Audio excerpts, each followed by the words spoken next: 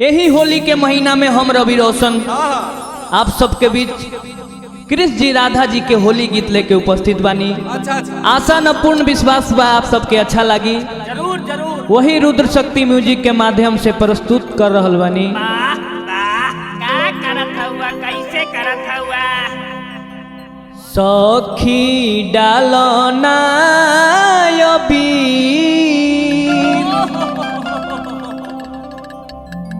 आंगना में ओइले कन्हैया बड़ी सौभाग्य के बात बाकी अंगना में आ गई। सखी डालो ना अबीर सखी डालो ना अबीर आंगना में ओइले कन्हैया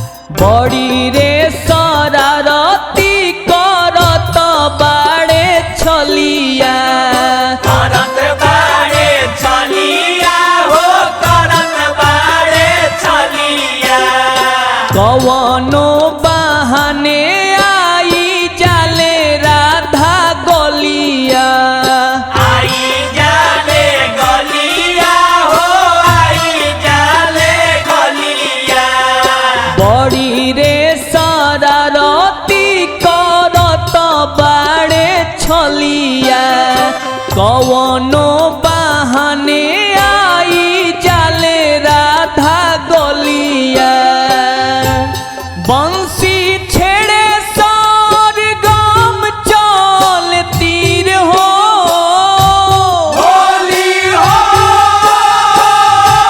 होली हो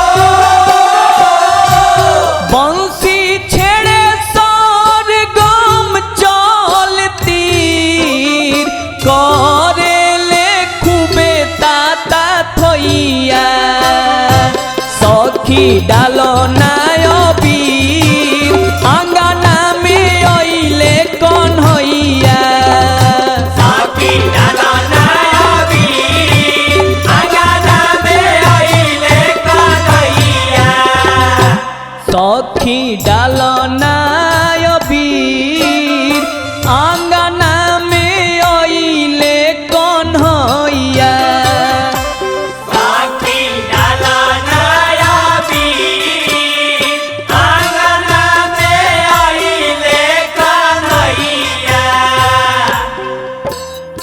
ऐसन मौका नहीं मिली बार बार हो मिली बारे बार नहीं मिली बारे बार हो लाले लाले कोई दीन कर वस्त्र धार हो लाले लाले कोई दाइन कर वस्त्र धार हो ऐसन ऐसन मौका नहीं मिली बार बार हो।